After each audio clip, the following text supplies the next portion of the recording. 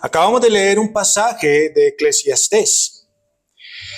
Y desde hace mucho tiempo en la historia de la humanidad se ha querido responder al siguiente interrogante.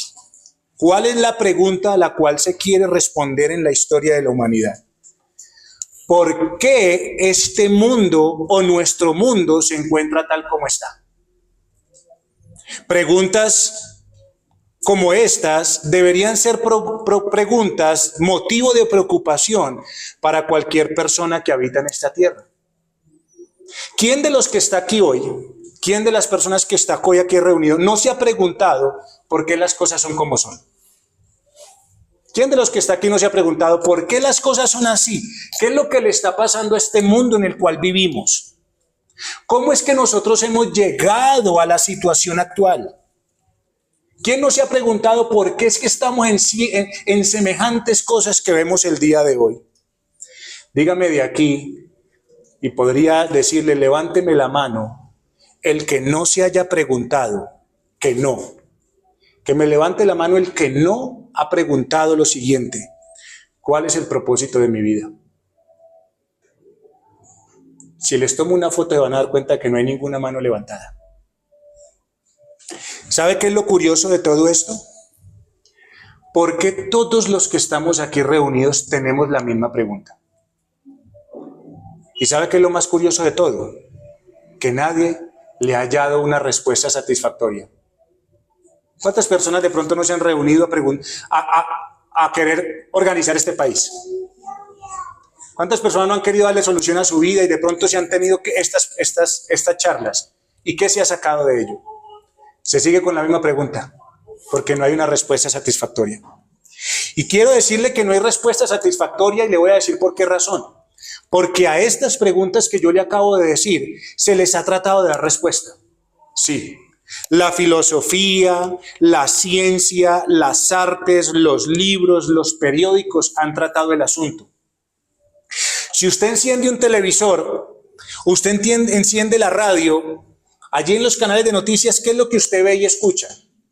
Usted ve muerte, ve torturas, ve terrorismo, ve vandalismo, ve violaciones, ve asesinatos, ve corrupción, ve desfalcos, ve indigencia, ve inseguridad, ve enfermedades, ve bebés abandonados, ve divorcios. ¿Eso es lo que se ve o no se ve? ¿Eso es lo que todos los días escuchamos o no escuchamos? Sinceramente, ¿cierto?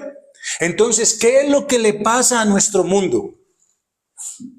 ¿Qué es lo que le pasa a este mundo en el cual usted y yo vivimos el día de hoy? Hay una cantidad de respuestas a esta pregunta y que cuando usted las ve, dejan más preguntas que respuestas. Por ejemplo, hay personas que dicen que el problema que nosotros tenemos en este mundo es económico. Eso es lo que dicen. Y entonces argumentan que no habría tanto disturbio, que no habría tanta violencia si nosotros tuviésemos economías en crecimiento donde todo el mundo tuviese dinero. Eso es lo que dicen. Debe haber igualdad. Pero es que la igualdad nunca se va a dar. Porque si yo a todos los que estamos aquí les diera una moneda de 1,000 pesos, estaríamos en igualdad, ¿cierto? Todos tenemos una moneda de 1,000 pesos. Pero en el momento que uno de ustedes vaya ya a la tienda y compre algo de 100 pesos, ya no estamos en igualdad.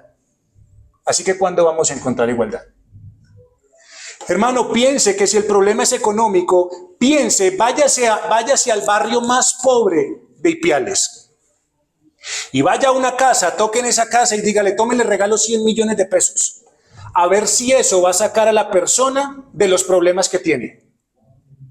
¿Y usted se imagina qué va a pasar con una persona que nunca ha sabido administrar un peso? Que si no sabe qué hacer con 100,000 pesos, va a saber qué va a hacer con 100 millones de pesos. Así que el problema no es económico, hermano. O querido amigo. Otros dicen que el problema es judicial. Otras personas dicen que el problema por el cual estamos viviendo como vivimos es que los tribunales son corruptos e incapaces de manejar los casos que se presentan. Y en Colombia sí que vemos eso. Cogen al ladrón y al momentico ¿está dónde? En la calle. Pero la pregunta es, si los jueces fueran serios, hoy hay personas en la cárcel o no. La pregunta es, ¿qué pasa con esas personas que están en la cárcel? ¿Qué pasa cuando salen de la cárcel? ¿Son mejores personas? ¿Salen a hacer el bien? No. La tasa de resocialización, que así se llama, o sea, de que las personas vuelvan y encaminen sus vidas, hermanos y amigos, es muy baja. Casi todas las personas vuelven a lo mismo.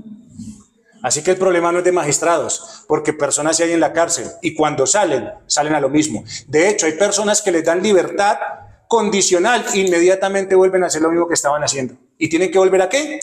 A una cárcel, a una pena mayor. Así que el problema no es judicial. Algunas otras personas dicen que el problema es educativo. Que si hubiese educación de calidad que alcanzara hasta los confines de la tierra, entonces sería todo mejor. ¿Usted no ha escuchado eso? ¿Que el problema es la educación? ¿Que estamos como estamos por educación? Pero yo le pregunto lo siguiente. En nuestro país, ¿quiénes son las personas más corruptas? ¿Quiénes son las personas más corruptas en nuestro país? Las personas que cuando usted va a su oficina tienen títulos de las universidades más prestigiosas del mundo. Entonces yo le pregunto, ¿el problema es la educación? Cuando los corruptos más grandes que tenemos son los más estudiados. Otros dicen que el problema es político porque no tenemos gobernantes que de verdad se preocupen mientras la gente sufre y no hay oportunidades. La gente dice que el problema es de seguridad, que porque no tenemos mucha policía, que porque no tenemos mucho ejército para controlar toda la inseguridad que vivimos. Pero yo le pregunto, ¿qué respeto tiene la gente por autoridad? ¿Qué respeto tiene hoy la gente por un policía? Así que yo no niego que cada una de las cosas que yo le acabo de hablar tenga cierta pizca de verdad. Pero todas estas cosas que yo le acabo de decir, las soluciones que el mundo ha dado, tienen algo en común.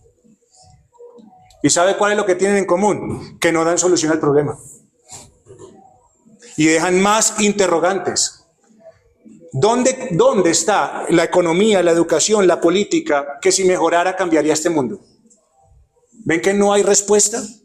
El mundo dice que los problemas que tenemos simplemente son problemas de arreglar aquí una cosita, de arreglar aquí otra cosa, o sea que son problemas externos, que solamente debemos hacer unos ajustes y entonces usted y yo vamos a quedar como nuevos. Que si hay más policía, que si hay más magistrados, que si hay educación, que si hay plata, entonces usted y yo vamos a quedar como nuevos. Y aquí es donde la Biblia se acerca y toma la vocería. Es aquí donde la Biblia toma el micrófono para silenciar a todas las voces culturales y aparentemente sabias de este mundo. Para decir que nuestro problema más urgente no es algo de ajuste, no es algo externo, que nuestro verdadero problema es el efecto de algo interno, de algo que está aquí en cada uno de nosotros. Por eso quiero que vaya nuevamente al pasaje que acabamos de leer, página 500. Ya le voy a decir para los que tienen esta Biblia. Perdón, ya le digo por favor, página 508. 508. Vaya por favor una vez más allá. Porque aquí es donde la Biblia toma la vocería. Es aquí donde la Biblia nos da respuesta a las preguntas que usted y yo tenemos y que nos hemos hecho todos. El versículo 29, ¿qué dice? Una vez más leámoslo todos, por favor. Versículo 29, todos lo vamos a leer. ¿Qué dice? He aquí, solamente esto he hallado, que Dios hizo al hombre ¿cómo? Recto, pero ellos se buscaron ¿qué? Muchas perversiones. Mire, la persona que escribe estas palabras es Salomón, es el rey Salomón, uno de los hombres más ricos de la historia de la humanidad, el hombre más sabio que habitó la tierra, según lo que nos dice la escritura. Así que usted podría decir, este hombre sí alcanzó a entender lo que es la vida, él sí le encontró solución a las preguntas, porque tenía plata y tenía sabiduría. Pero mire que antes de ofrecer, este hombre, Salomón, antes de ofrecer esta declaración, antes de decir esto, mire lo que dice.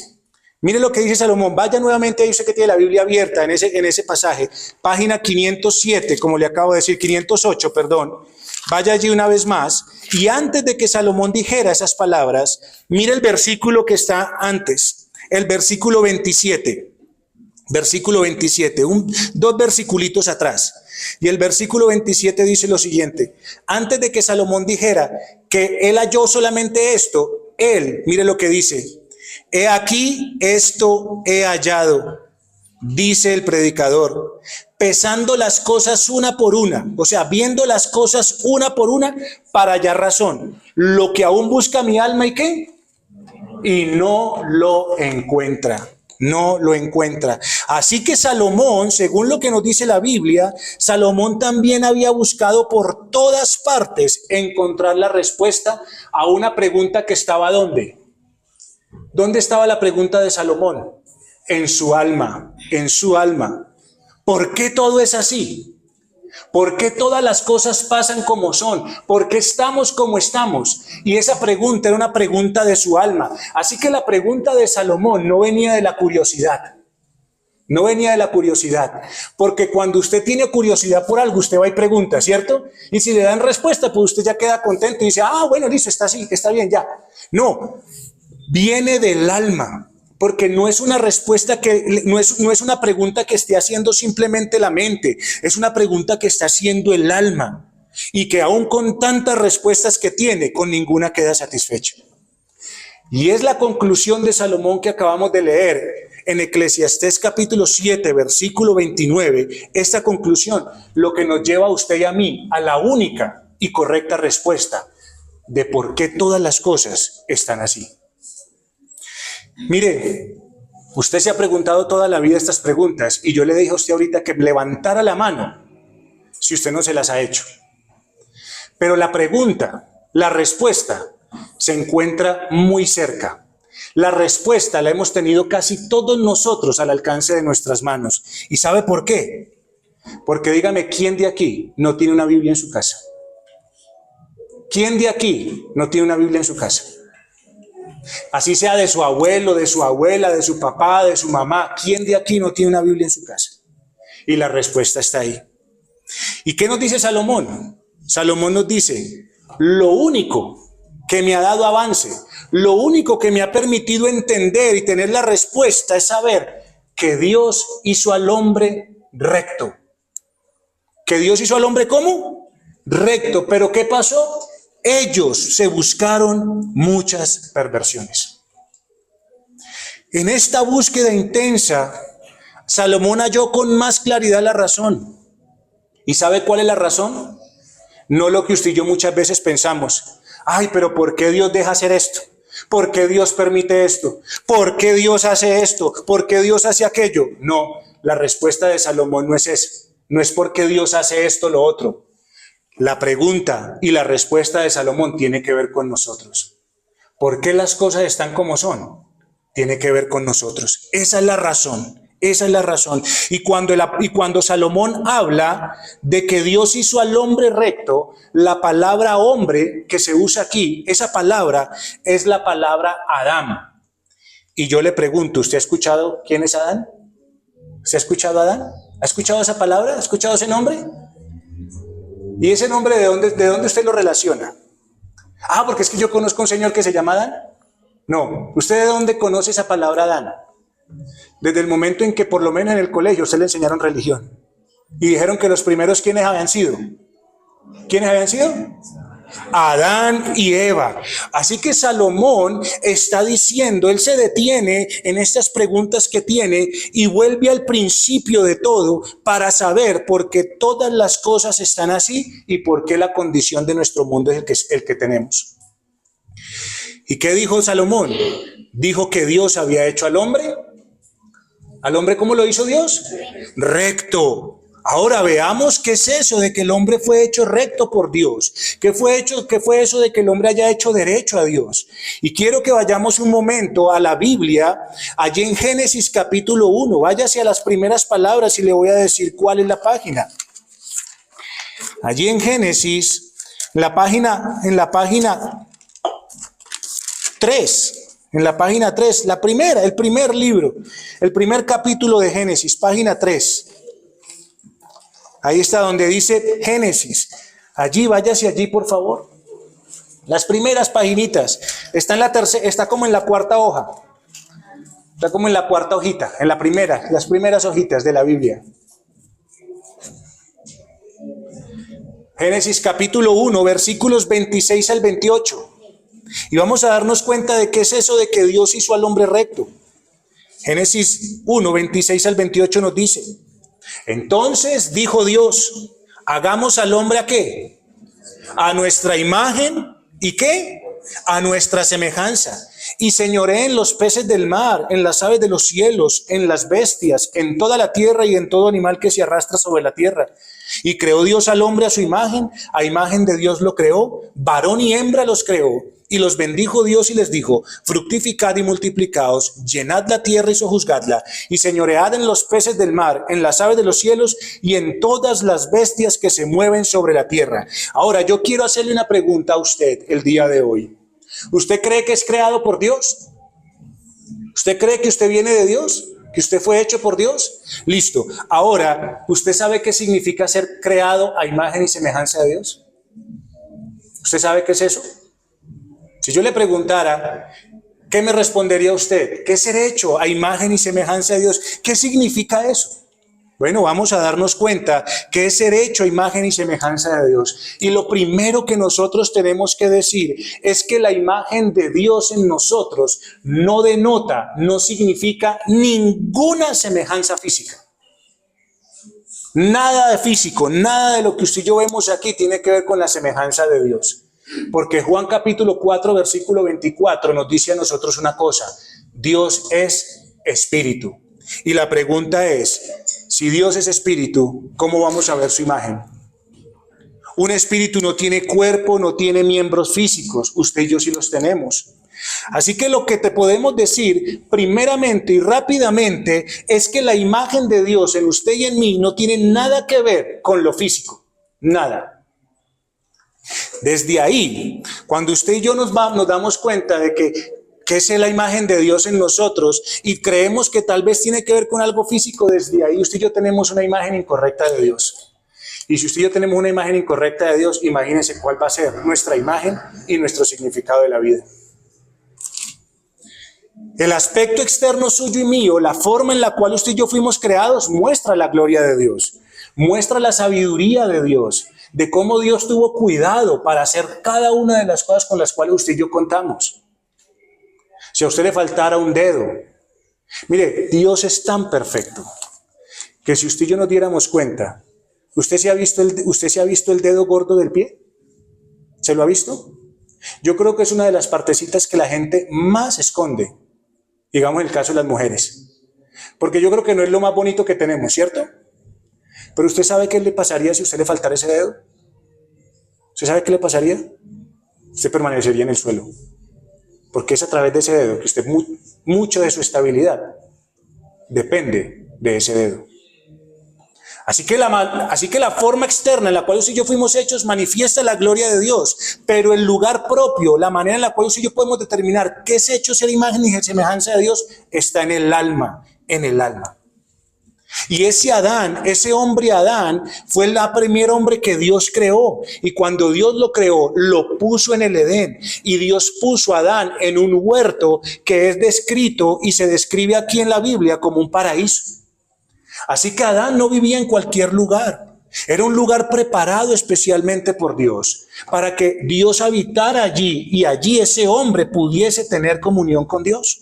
Así que cuando hablamos de ser hechos a imagen y semejanza de Dios, tenemos que saber que Adán fue hecho superior a los ángeles, a los animales, perdón. A los animales. Adán fue hecho superior a los animales. Adán y Eva fueron creados para ser diferentes de todas las demás criaturas terrenales de Dios. De todas.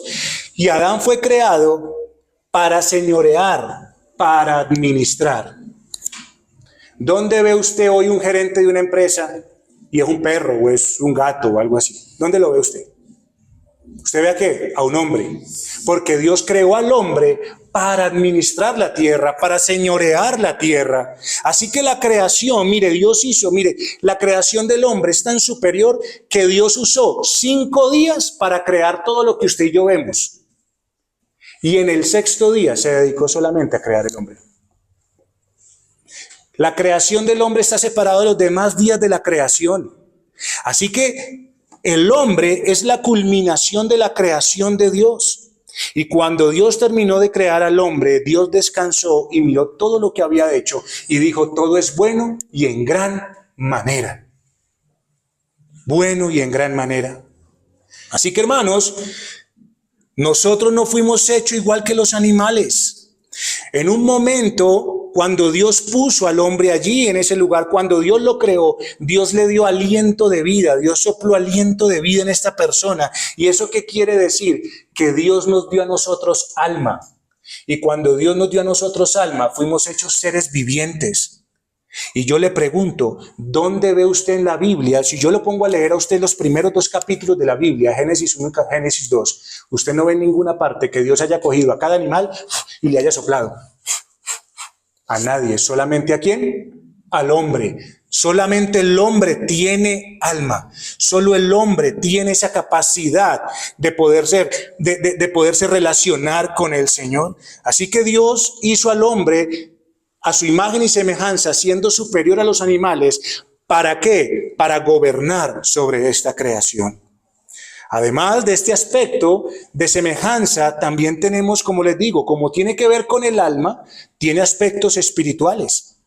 Aspectos espirituales. Por ejemplo, Adán y nosotros como seres humanos somos diferentes a los animales en que usted y yo podemos pensar, razonar, planificar y hacer juicios morales. De esa manera somos diferentes a los animales y nos parecemos más a Dios. Un animal usted no lo ve pensando, usted un animal no lo ve planeando, usted un animal no lo ve juzgando. De hecho, ni siquiera pueden hablar.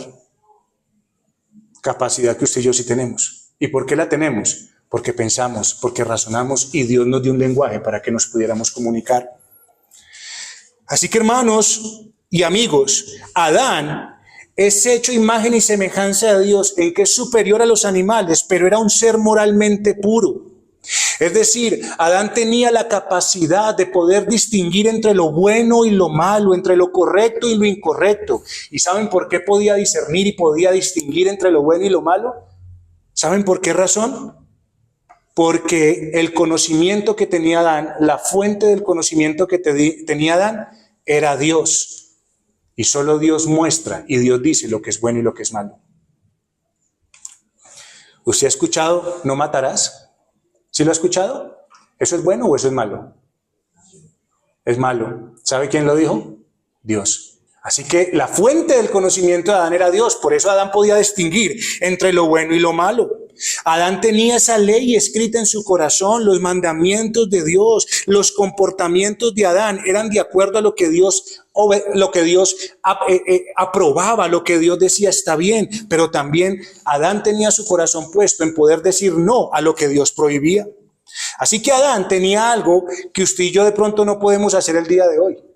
¿Usted sabe cuál es el primer mandamiento? ¿Usted lo ha escuchado?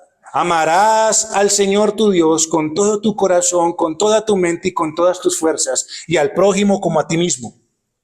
Adán podía hacer eso. Adán tenía esa capacidad.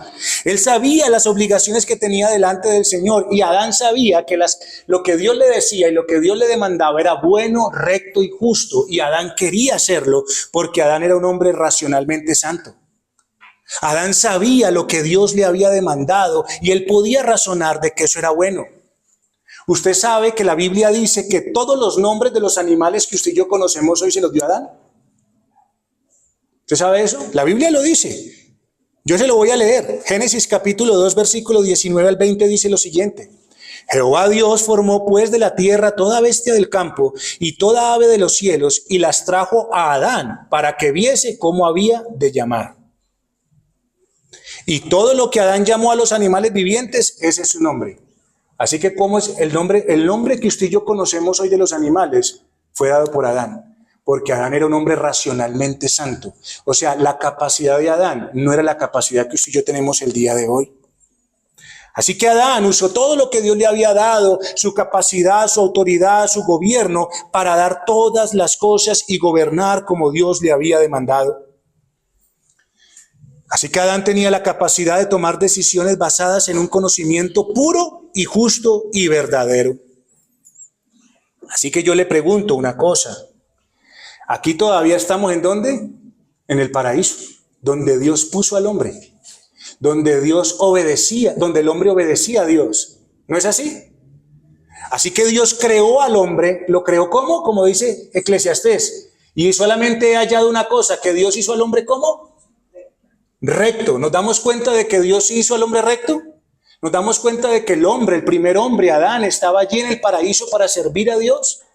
¿Que el hombre se gozaba de servir a Dios? Entonces Dios creó al hombre y por último le dio ese libre albedrío. ¿Usted ha escuchado esa palabra? ¿Libre albedrío?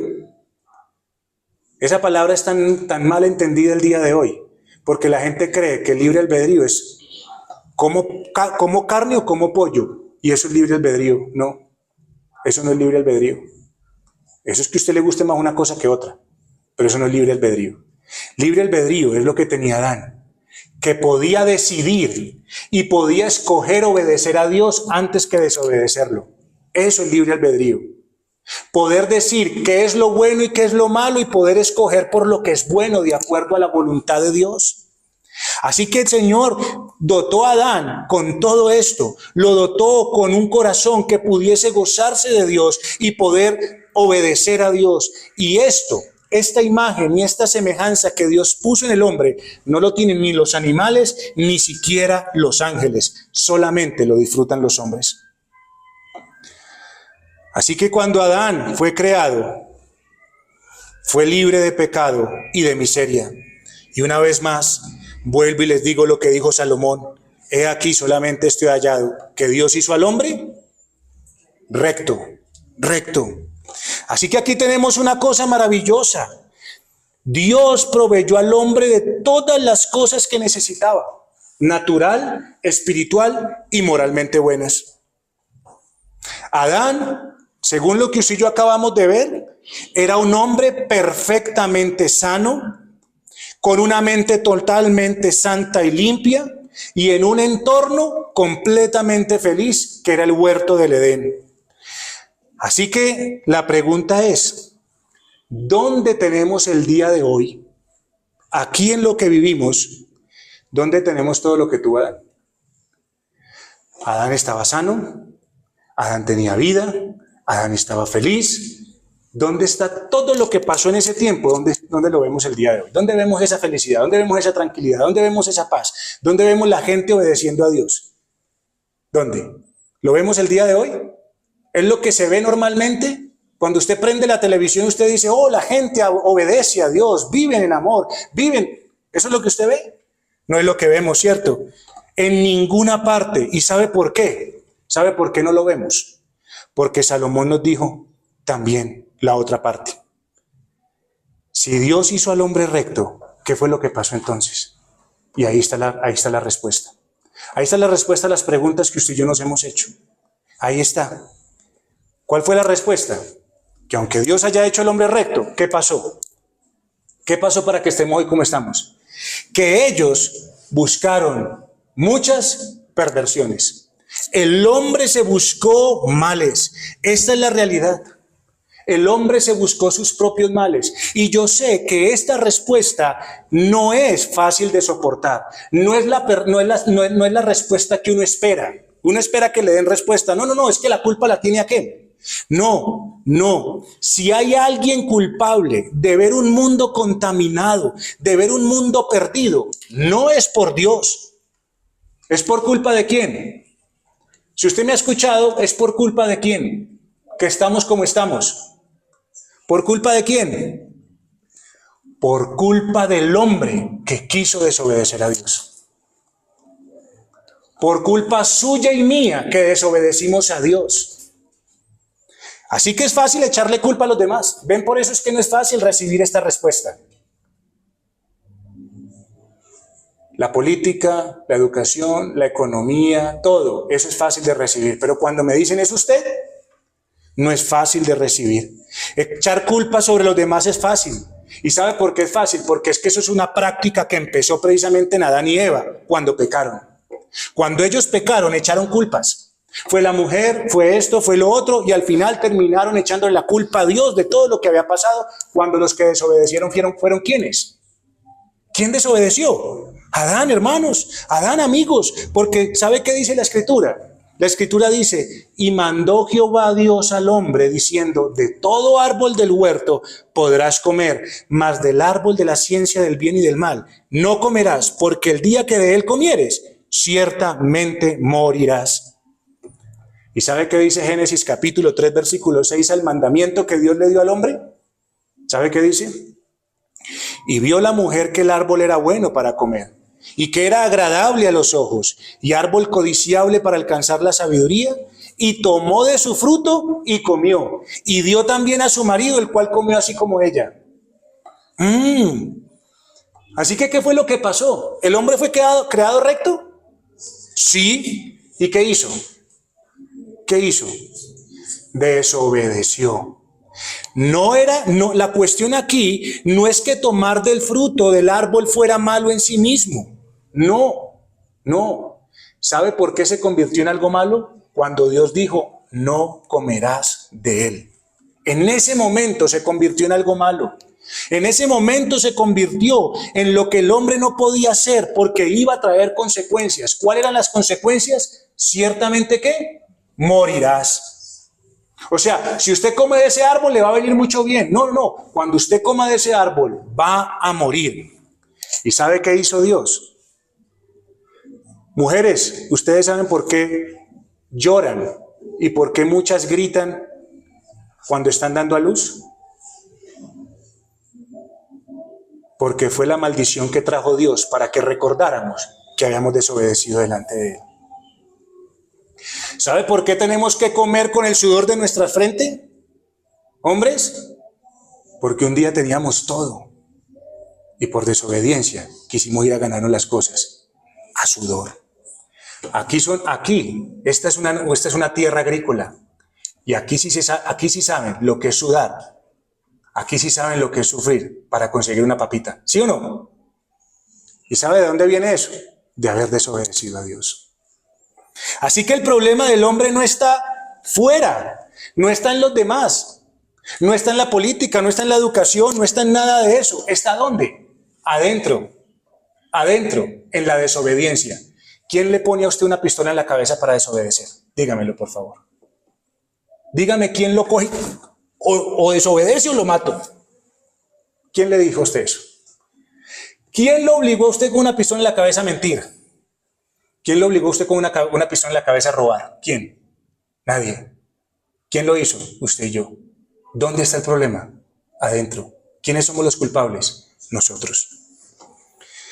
Mire, el problema no está en tener una pareja. El problema no está en tener una pareja. El problema es cómo la tenemos. Y la gente quiere tener parejas en fornicaciones, en adulterios. Y yo le pregunto, ¿sabe qué trae una fornicación y un adulterio? Que el día de mañana, mujer, a usted la abandonen. O que el día de mañana, como está este muchacho, lo abandonen. Porque no hay ningún compromiso. Es que el problema no está en una pareja, el problema es cómo se tiene.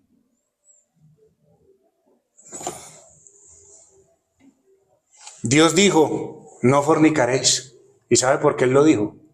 Porque Él sabía que esa prohibición nos iba a traer bien.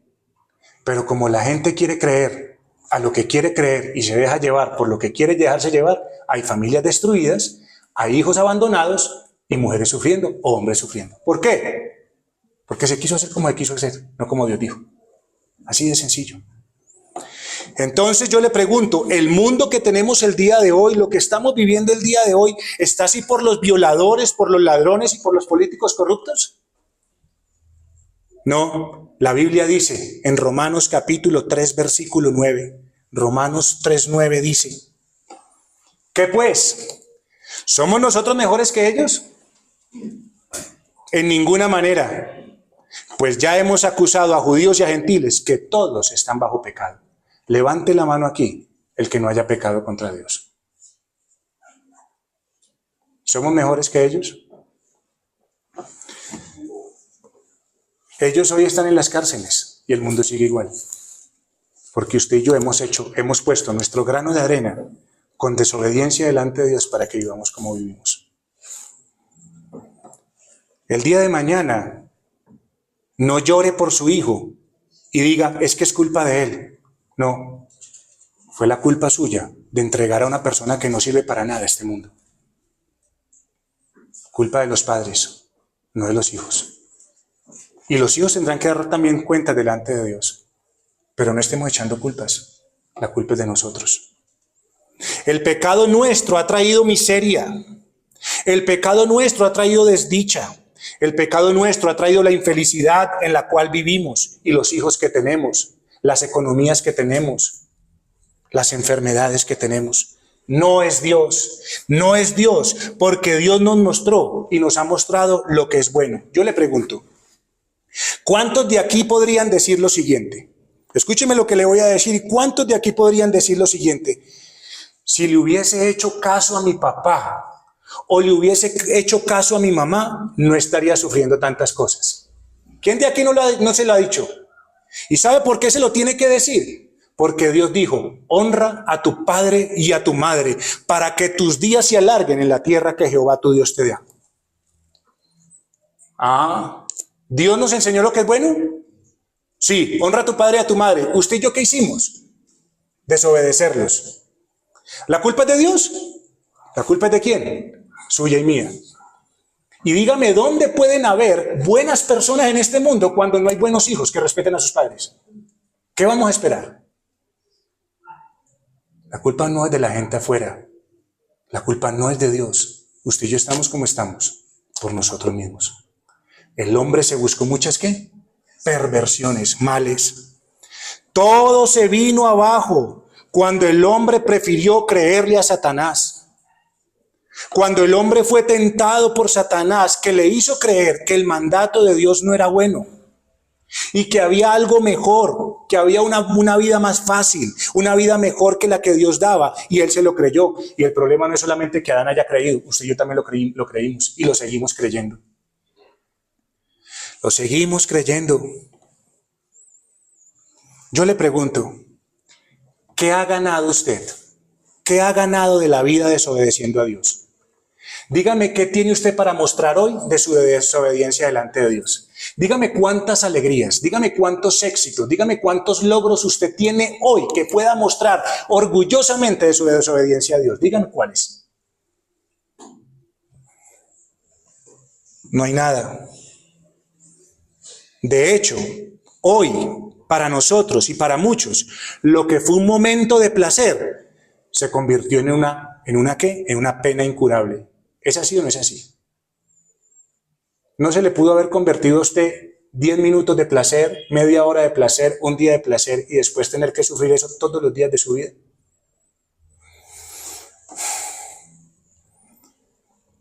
De todo lo que usted ha hecho, de todo lo que usted ha hecho buscándole respuesta a su vida, de todas las cosas, ¿tiene paz hoy?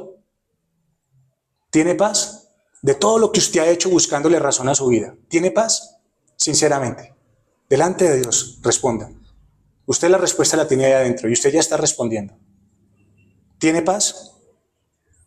¿Tiene plenitud en su corazón? Estoy seguro de que no.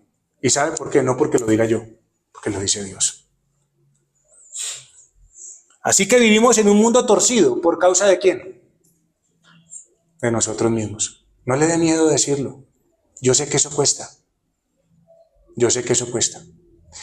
Tenemos las casas que tenemos las economías que tenemos los hijos que tenemos, no por culpa de los demás, por culpa de nosotros. Las enfermedades que tenemos es por culpa de nosotros, muchas, no todas, algunas llegan, pero otras fueron porque nosotros nos las buscamos. Así que yo le pregunto algo, si hemos sembrado maldad, siendo malos hijos, malos padres, malos esposos, malos ciudadanos, malos amigos, ¿por qué usted espera cosas buenas? ¿Usted ha escuchado ese dicho que dice, ¿por qué cosas malas pasan a personas buenas? ¿Usted ha escuchado ese dicho? ¿Sí? Es que eso no existe. Las cosas malas le pasan a personas malas. Más bien pregúntese, ¿por qué hay cosas buenas que me pasan a mí siendo malo? Y tiene que responder una cosa, porque Dios hace salir su sol sobre buenos y sobre malos. No porque usted y yo seamos muy buenos. Así que el pecado, al igual que Adán, nos separó de Dios. ¿Sabe qué pasó con Adán cuando desobedeció a Dios? ¿Sabe qué pasó? Génesis 3:24 lo dice. Génesis 3:24 nos dice qué pasó con Adán, que desobedeció una sola vez a Dios en el paraíso. ¿Y sabe qué pasó? Dice la escritura en Génesis 3:24, echó pues fuera al hombre. ¿Qué hizo? Lo llamó y le dijo, ven acá, hijo mío, tranquilo. ¿Qué le dijo? Lo echó. ¿Usted sabe qué es echar? Echar a Dios fuera. ¿Y qué pasó? Echó fuera al hombre y entró la muerte al mundo. Así que el hombre se buscó sus propios ¿qué? Sus propios males. Hoy vivimos lo que vivimos, no por Dios, por nosotros mismos. Nos buscamos enfermedades, nos buscamos desdichas, nos buscamos miserias al desobedecer a Dios. Y por eso es que el hombre que un día tenía comunión con Dios, ¿sabe qué hizo? ¿Sabe qué hizo ese hombre que tenía comunión con Dios, que tenía todo, que estaba feliz, que estaba completo, que tenía paz? ¿Sabe qué hizo ese hombre? Génesis capítulo 3, versículos 8 al 10. Y quiero que vaya allá, por favor. Quiero que vaya allá y lo lea conmigo. En la página 4. En la página 4. Las primeras páginas de la Biblia. Ahí en la página 4. Vaya por favor conmigo allí. Génesis 3, 8 al 10. 8 al 10.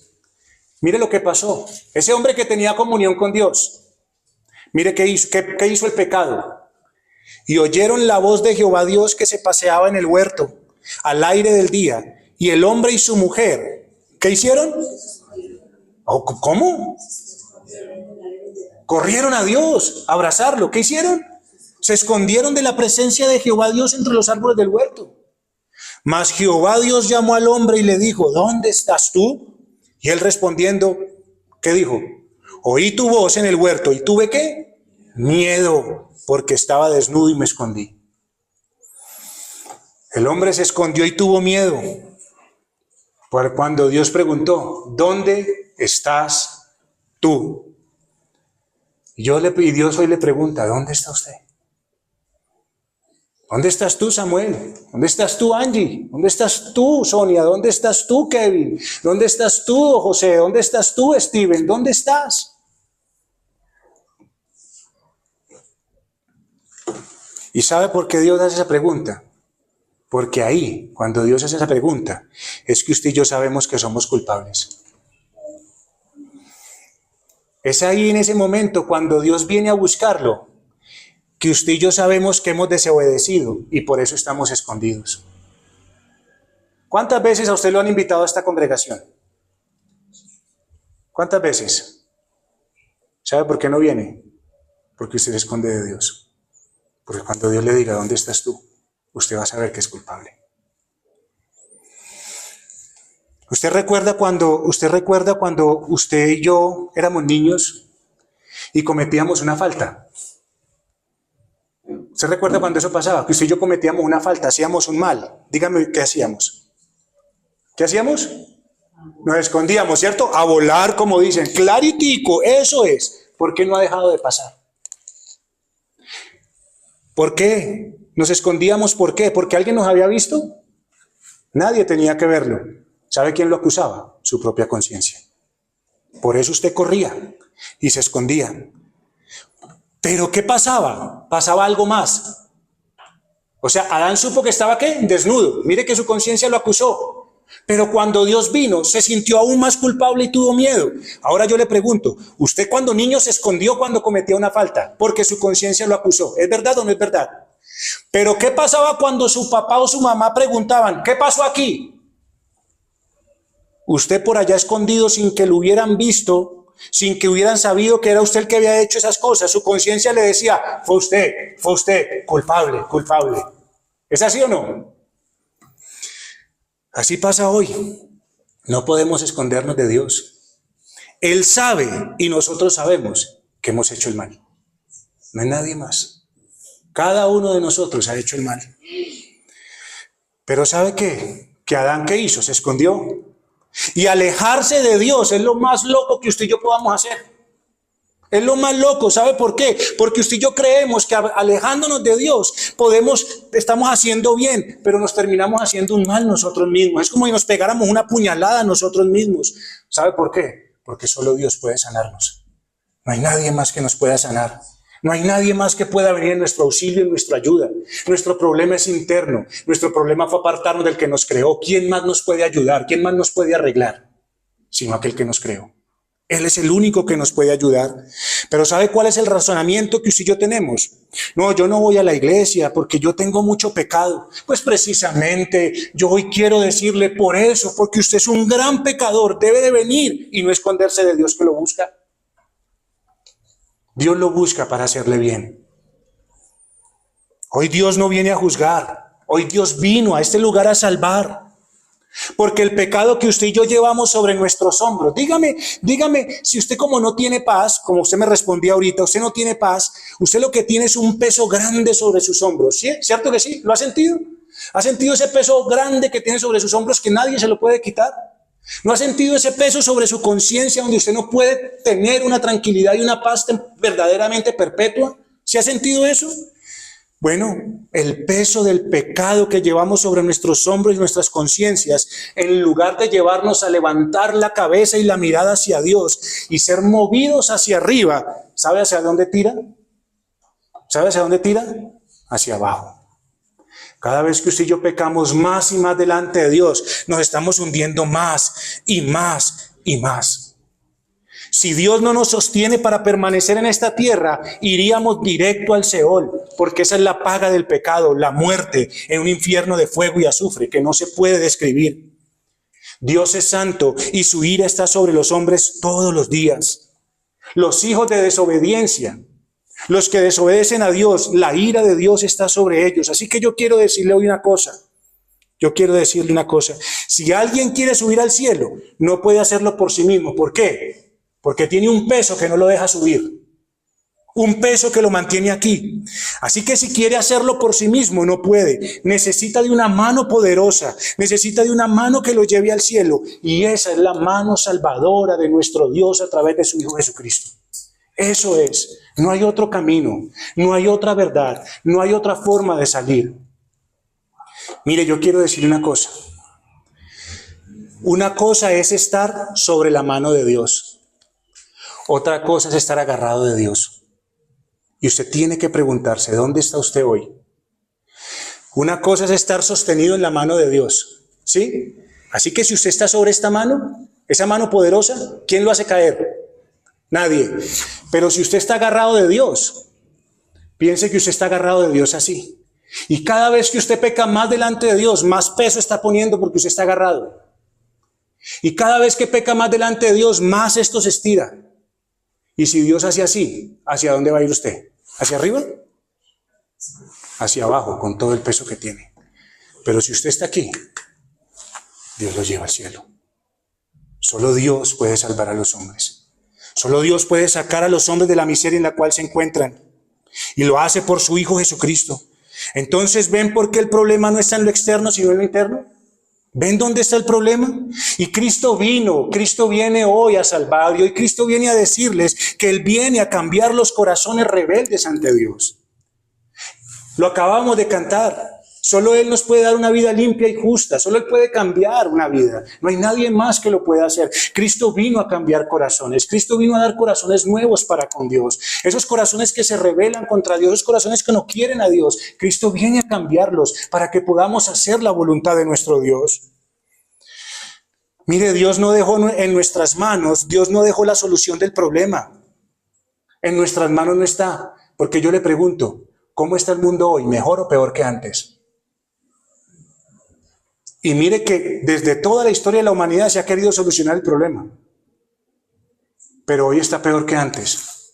Porque la solución no está en las manos de los hombres. No está en ello. Y le doy gracias al Señor. Gracias a Dios. Porque Él mismo ofreció la solución.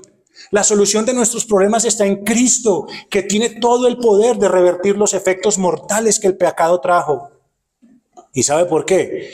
Porque cuando el ángel vino a María, la madre de Cristo, ¿sabe qué le dijo? Y darás a luz un hijo y llamarás su nombre Jesús, porque Él salvará a su pueblo de sus pecados. Solo hay uno que puede salvar de los pecados. Solo hay uno que nos puede sacar de la rebelión contra Dios.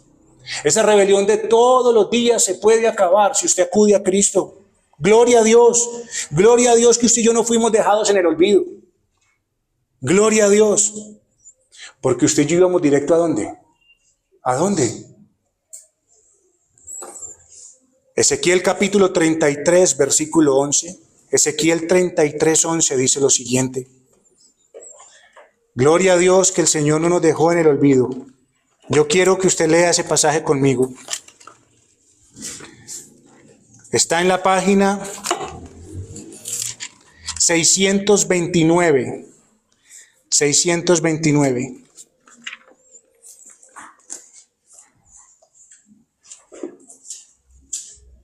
Yo les dije que la noticia no es fácil de recibir, pero dele gracias al Señor que no fuimos dejados en el olvido. Dele gracias a Dios que no nos quiso dejar en esa desobediencia. Página 629. Y vaya al versículo 11, por favor, conmigo. Vaya al versículo 11 y mire lo que dice el Señor. Mire lo que hoy Dios les quiere decir a ustedes. Por eso estoy aquí, no por otra cosa. Diles, vivo yo, dice Jehová el Señor, que no quiero la muerte ¿de quién? Del impío. Dios no quiere la muerte del impío. ¿Qué quiere Dios? Sino que se vuelva el impío de su camino y que viva. Volveos, mire lo que Dios hace, nos llama, volveos, volveos de vuestros malos caminos. ¿Por qué moriréis, oh pueblo de Ipiales? ¿Por qué moriréis hoy? Dios los está llamando a que se vuelvan a Él, para que vivamos. ¿Sabe por qué están hoy aquí ustedes? Porque Dios los llamó. Porque Dios les concedió la fuerza para poder venir a este lugar, porque Dios les dio la razón, la mente, el poder pensar, el poder evaluar y el poder juzgar. Y Dios les está diciendo, vuélvanse a mí, porque yo soy amplio en perdonar.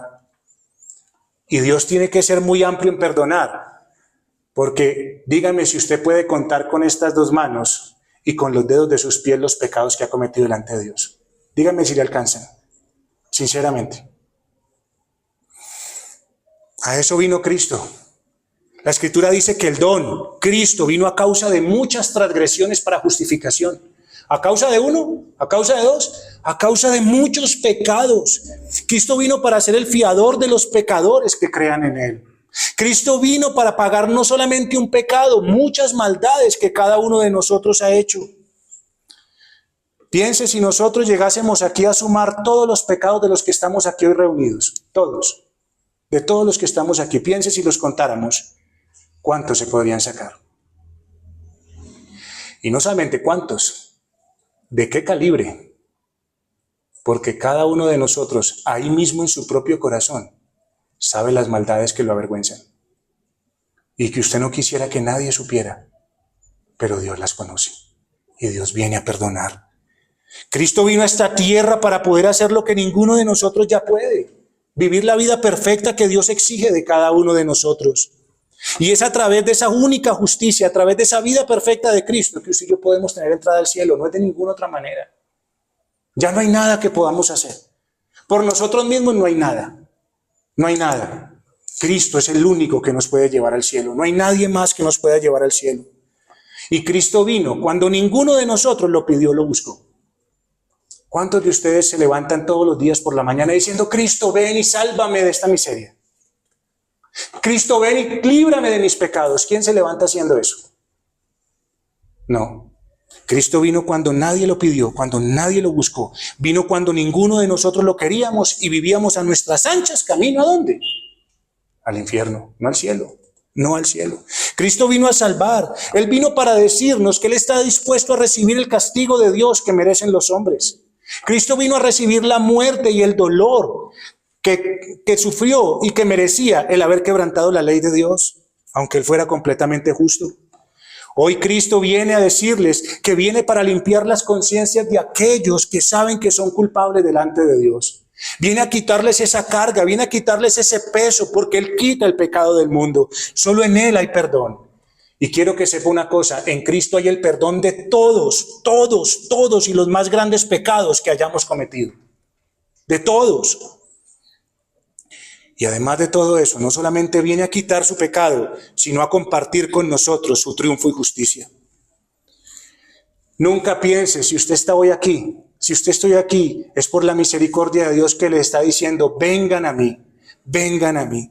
Nunca piense que usted es un caso perdido delante de Dios. Nunca lo piense.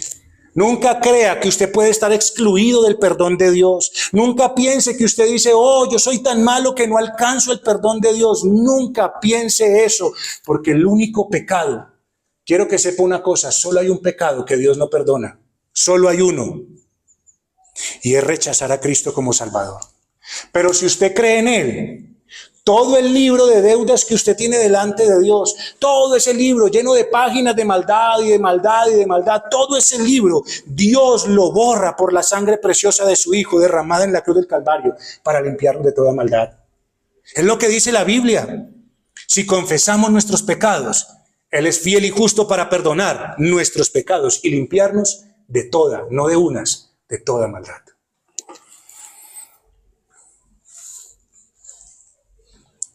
Me acerco al final y solamente me resta decirle que se vuelva a Dios. Dios lo está llamando. Dios lo buscó. Ninguno buscó a Dios. Los que estamos aquí, los que hemos creído y los que todavía no han creído, ¿sabe por qué estamos aquí? Porque Dios nos buscó. Porque un día sobre mi vida y sobre la vida de los que han creído en este lugar, también alguien vino y les dijo, vuélvanse a Dios.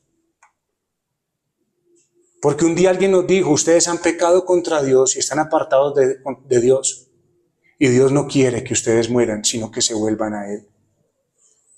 Solamente me queda decirle, vuélvase al Señor, arrepiéntase de todos sus males y mire a Cristo, el único en el cual Dios tiene complacencia. Y en el único que lo puede hacer aceptable para el cielo. Porque Cristo dijo, el que me desecha a mí, desecha al que me envió. No desecha hoy a Cristo. Si usted desecha a Cristo, usted está desechando a Dios. No importa lo que usted piense. No, yo sí creo en Dios. Si usted desecha a Cristo, usted está desechando a Dios. Es lo que dice la Biblia. Y ya le demostré que Dios tiene toda la razón. Ya se lo demostré. No piense que usted puede pararse delante de Dios en sus propias fuerzas. ¿Sabe por qué? Porque Salmos capítulo 76, versículo 7. Quiero que vaya conmigo allá, por favor. Quiero que lea estos dos versículos que faltan y con esto terminamos. Vaya por favor a la página número 449. Página 449. Vaya allí por favor. No piense. No piense que usted puede pararse delante de Dios. Salmo 76, 7. Salmo 76, 7. No piense que usted puede ir a presentarse delante de Dios como si nada hubiese pasado.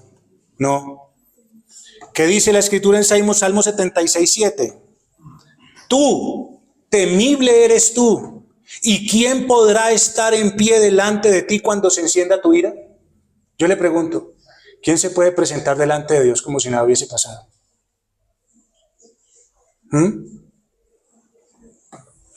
¿Sabe qué lo va a testificar?